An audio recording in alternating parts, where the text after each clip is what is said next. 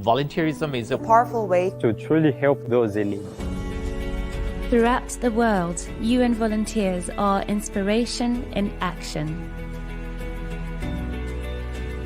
UNV continues to promote volunteerism to tirelessly work with a wide range of UN partners for a better, more equal, and more just world. we are United Nations volunteers.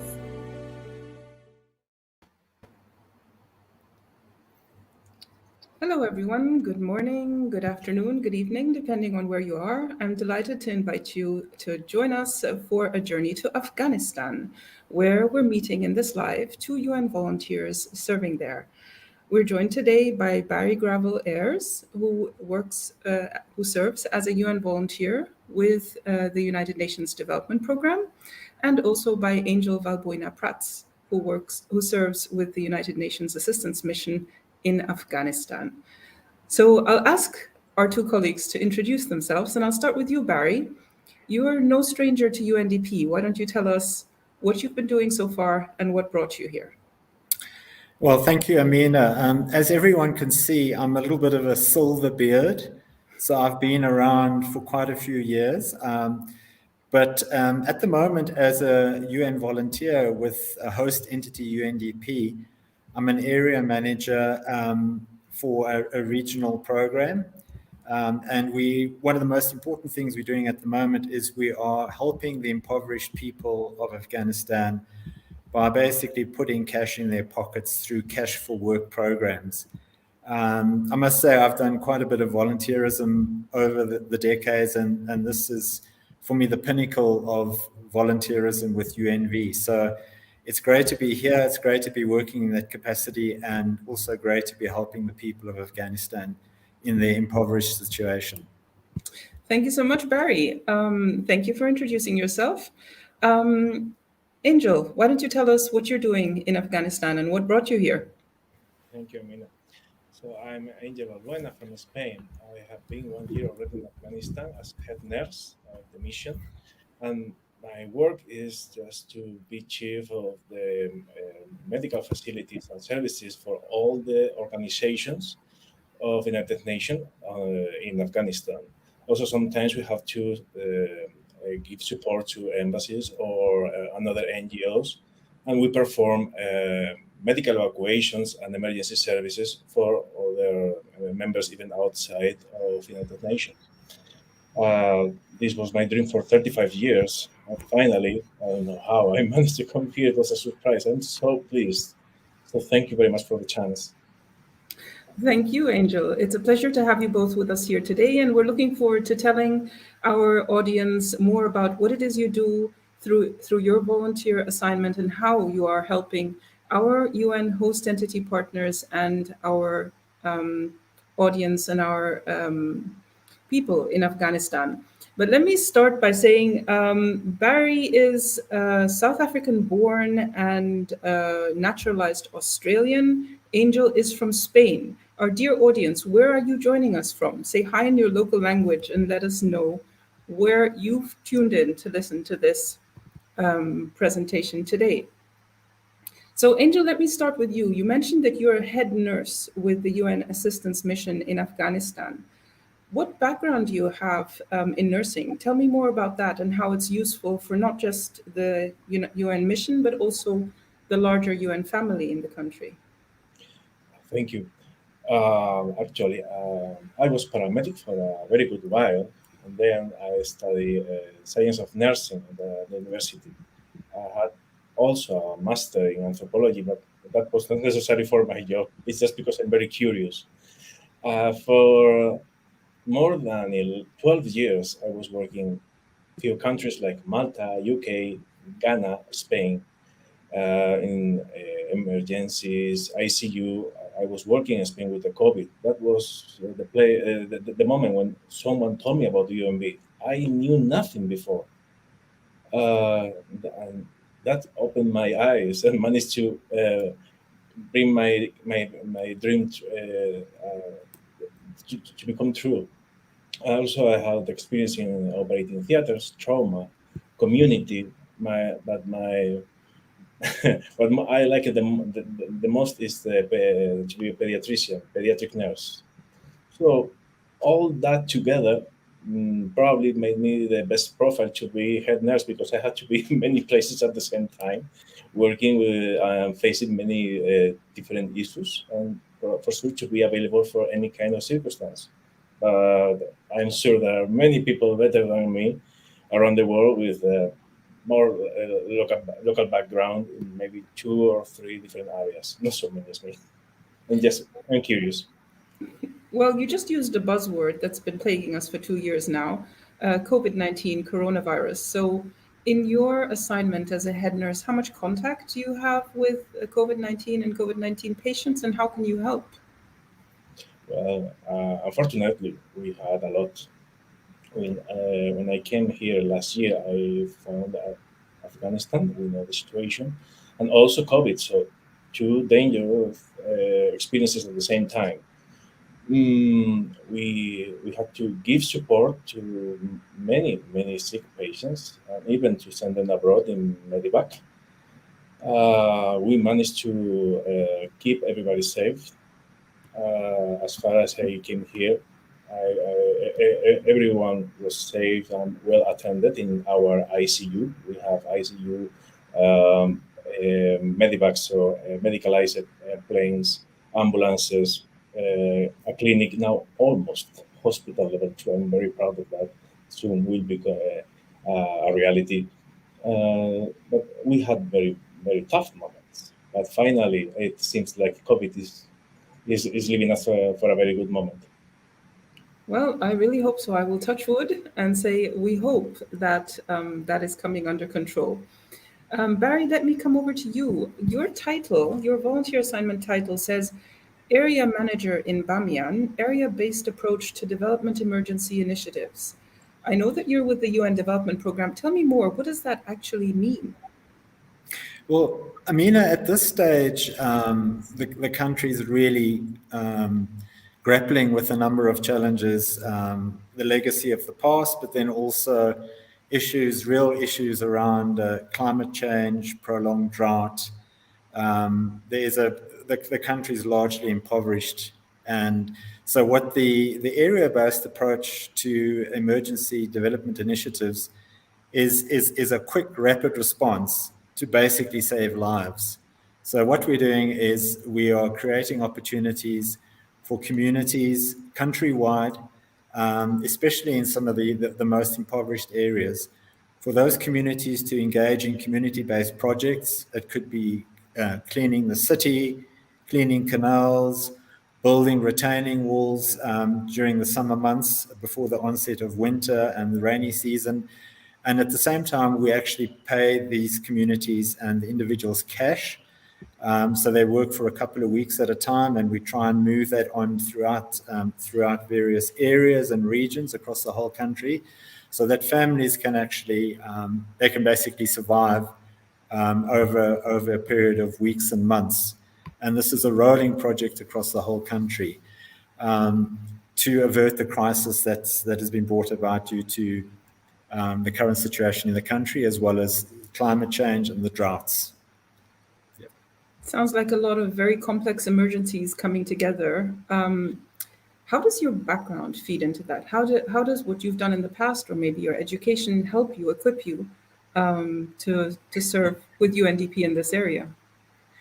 Well, it's as Angel has mentioned, often in your career you diverge, or you move away from your formal areas of training. And I think this is the beauty of the UNV program, is that your foundation phase, education and qualification, helps you to get into a position. But once you're on the ground, often the situation is really unique and new.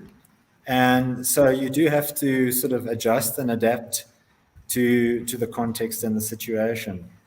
I think the beauty of the UNV program at the moment is that we have all ages as colleagues, as UNDP colleagues. So we have the sort of late career people like myself, you have Angel mid-career, and then we have a number of sort of university graduates that have just joined the program. And And the greatest pleasure I have with the UNV program at the moment is that I get to work with people like Angel and then university graduates who've never worked in international development before. So there's an ideal opportunity to coach and support and mentor these people along their UNV journey. And there's this community, this UNV community, which is so rich and vibrant and colorful, and that rubs off on the local staff that we work with in the nationals and really instills some hope for our local colleagues, because everybody's leaving Afghanistan and then we come in as UNVs. And I think they find that quite encouraging, and it really instills hope and inspiration for them. Well, I must say that is very inspiring, Barry. It sounds like an amazing team to be part of. And I really like the way you outline sort of the different experiences and maybe age groups and professional groups that volunteers bring with them. We have volunteers of all ages. I believe most recently I heard about a 78-year-old volunteer. So I think we have a lot to offer in very different areas. Where did you first hear about the option of volunteering with the United Nations? I sort of follow a lot of the UN. I follow a lot of UN groups from the different agencies, and that's just one of the many UN agencies that is really doing a great job at marketing and promoting its service and its offerings on the social media. I have had some involvement with them in the last couple of years, where I've introduced university graduates to the program, and we've set up webinars for those university students as well. So I've been aware of UNV for a number of years, but I've never sort of had the courage to apply myself and be part of the program. Well, I like how you used courage. Well, look where you are now. What about you, Angel? Where did you first hear about UNV and this opportunity? What a good question. Actually, I was working in an ICU in Madrid. It was a very tough moment. And I received a phone call from another agency, another organization, and they want me to hire to become nurse, just for a conflict, very, very dangerous place. But something happened. COVID canceled all the missions, and I couldn't join. And they saw me with the spirit, with the will. I really wanted to make the difference. And they told me, maybe you have not this chance, but I really recommend you to see UNB. What is UNB? I don't know. Volunteers of the United Nations. So as soon as I went to the website, I couldn't believe it. I was amazed at how many opportunities. I just clicked the first one I saw, and it was fitable for me. Just nurse, Afghanistan. Wow, amazing. I'm going to try it. After 1 month, I received the answer. So that was my dream for 35 years, and it was so close. Nobody told me anything. It was so easy, and now I'm here. What can I say? It was Wow. great. That sounds very quick as well. Within 1 month, and you were packing your bags for Afghanistan. Way to go! And since you've been there, what is your most memorable moment been so far, or what is the most memorable feature of this assignment? Yeah, well, we have few because it was a tough year, but everything looks like improving. So I like it. A vulnerable one after COVID, we have been talking about that. But I remember one when I had to do a medevac to save one of our colleagues who was very sick in one of the labs. And we have to go there, but it was before August of last year. So we continue with many problems with conflicts, classes, combats, etc. But we had to go there because it was important. It was an important evacuation for his life. So we managed to go there. Our pilots did great. And I saw through the window people running through the forest. It was danger. But then we decided to go down very quick from 6,000 meters maybe to the ground, like in 1.5 minutes. We didn't stop even for the helis. So we went out of the plane to the airfield. We picked our colleague out. I put him inside, and again our pilot take off very quick. with the same speed that we managed to go down. I couldn't have time to tie my colleague to the floor, so I had to put my body over him, not to go flying, until we managed to take off. But everything was very well, and in less than an hour, we were in the hospital, and my colleague is still being safe, alive, kicking, making jokes, and remember the day we almost hit our heads with all the walls of the of the plane. It was an amazing moment, but almost vulnerable because I had just to trust. But my colleagues are the first, so if I have to do it again, I will. Well, that's a lot of trust you brought into that situation, and I'm glad to hear that everything you ended up working well, and your colleague is safe. I'm glad for that. I don't want to know what your heart rate was as that helicopter went down and up, but you're the nurse. What about you, Barry? You started by introducing yourself as a Silverbeard, so you've probably had quite a number of years of a career behind you. What is the most memorable moment of your career or of your volunteer assignment? What would you like to share with us? I think I've had this ongoing love affair with Afghanistan for the last 7 years.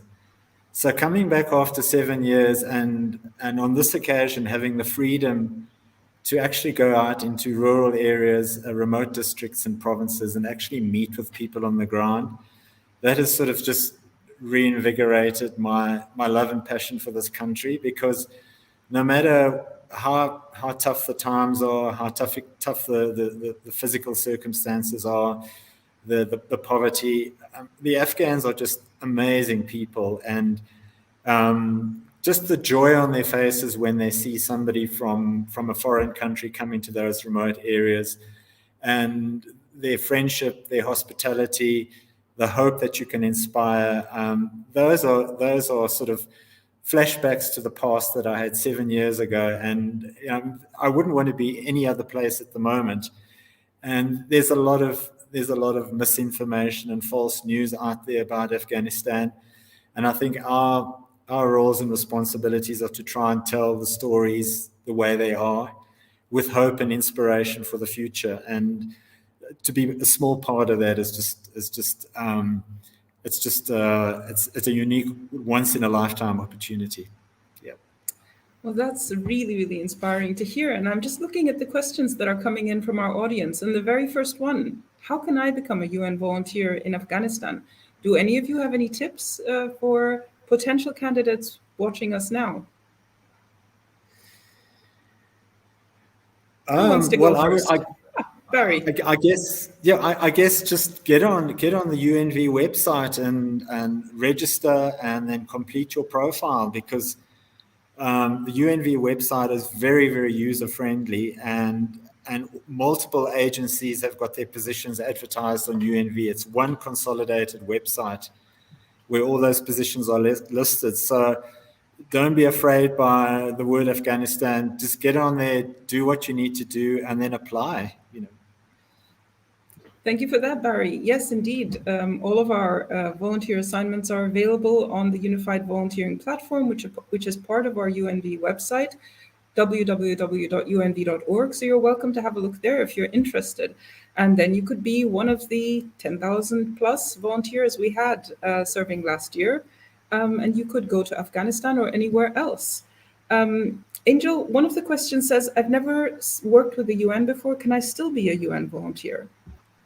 Of course, it is my case. Actually, we want you because you never were here before. So I want you just to give you the chance to live the same dream that I'm living right now.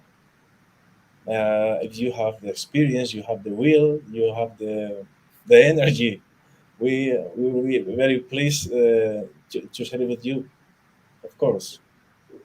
Super, thank you.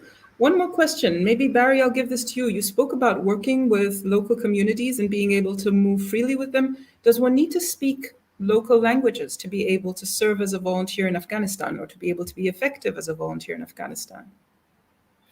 Not necessarily. I mean, we often work with our local colleagues, our local Afghan colleagues from the area.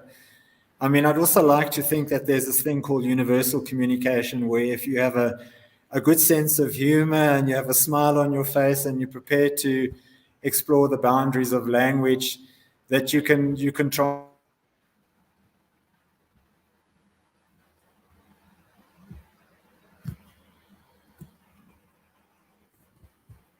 to communicate universally. So no, language, you're able to transcend those boundaries and issues with language, I believe.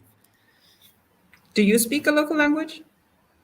I don't, but I have a smattering of 5 or 6 different, a little bit of Arabic, a little bit of Pashtun, Dari, Persian, and, basic greetings. And once you get over that, then, then you're away. And your colleagues are more than willing to help you. Yes, of course. And with your language cocktail, I'm sure that helps you move around quite a bit. How long have you been in Afghanistan as a volunteer? Because you mentioned being there for 7 years or coming back.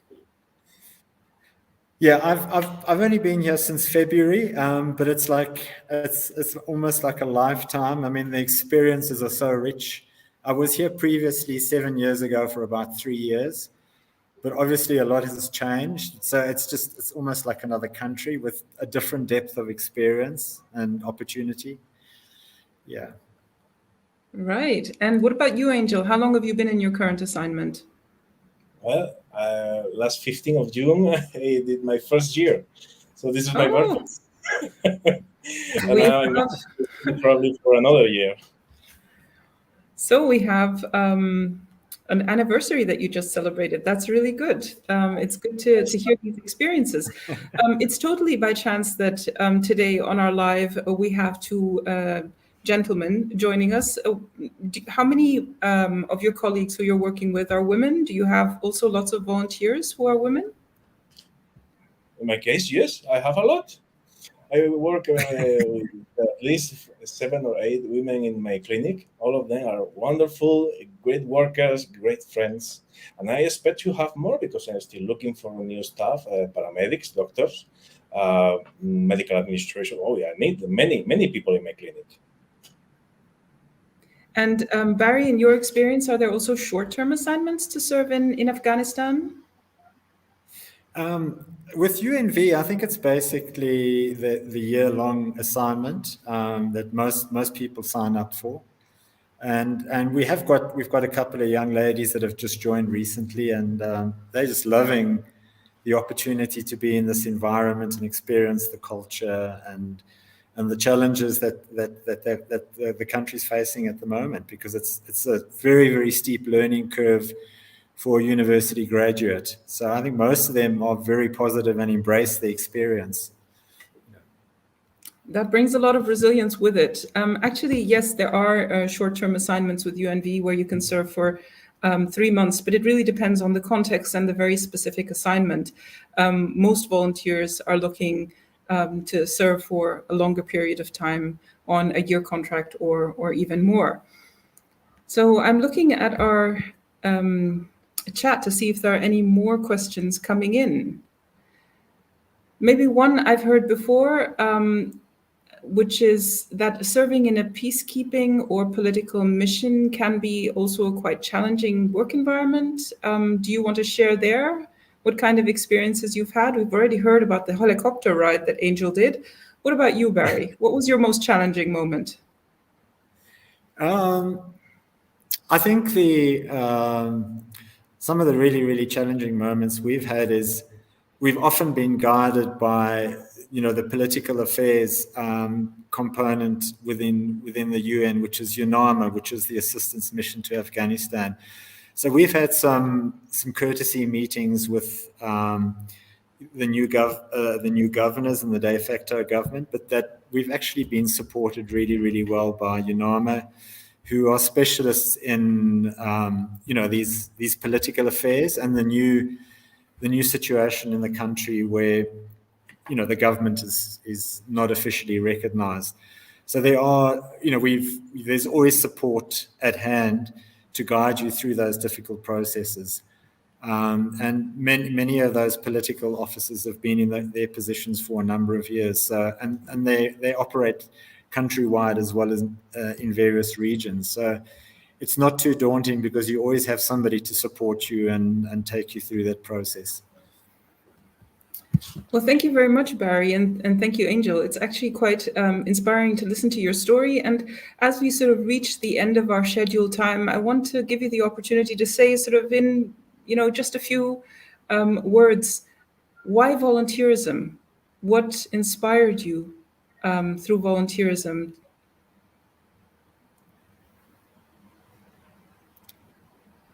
In my in my in my case, how can I explain? There are so many things. When the first day I came here, I was actually amazed, surprised, pleasantly surprised. I saw a new world I never could imagine before, because Afghanistan is just for living it. You cannot hear about it. You are not going to have the picture, no, for sure. And when I managed to came into the compound and the car dropped me in front of my clinic, my future clinic, my head nurse shook my hand and told me, "Congratulations, you are the new head nurse." And I said, "Wow, how is it possible? I'm just a nurse. I came without experience. I don't know anything about the United Nations. It is me." He told me, I know, it's a surprise for sure, but from all the candidates, we thought that you were going to put more heart. It's exactly what you want, heart, not brain, not muscles, not technique, not career, just exactly heart. And I just left it go and I started working, learning, making friends, doing the normal life in Afghanistan. And a few weeks after, I realized it, of course, hard, because if I only do my 8 hours and going home, nothing is going to change. But here, the few I give, my God, can be a world for the others. So as much you give, as more you give, the reality changes more. And my colleagues can see it, and joining with me, we make the difference. And that's volunteering, hard. Doesn't matter if you're good or you think you're not better enough. For sure, you're going to become a great volunteer and you're going to do a great work. It's just time, and just give your best. I don't need more. Thank you, Angel. Barry, any last words? No, I think if you embrace the whole notion of lifelong learning, even as an end career person, your learning never ever stops. And I think it's important to start giving back while you still have the time and the energy and the passion to give back, and then give back to colleagues, give back to the different agencies, and just continue to make a positive contribution to the people that you work with. And because we are in a position, as Angel said, we in a very, very small way, we can be catalysts, and we can really sort of shine a light on this country and the great potential that it's got. Thank you both. That is absolutely amazing. From the silver hairs to the lifelong learning to the heart of the United Nations, we are UN volunteers. Thank you so much, Barry and Angel. It's been an absolute pleasure having you in this live. And thank you to all of our participants and all of our people who signed in to listen and watch us. Stay well, stay safe, and enjoy yourselves. Thank you. Thank you.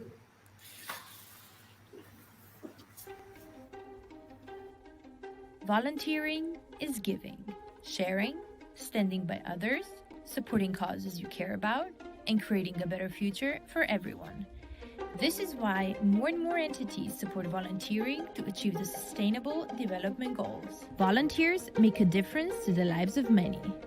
Join us and become a United Nations volunteer.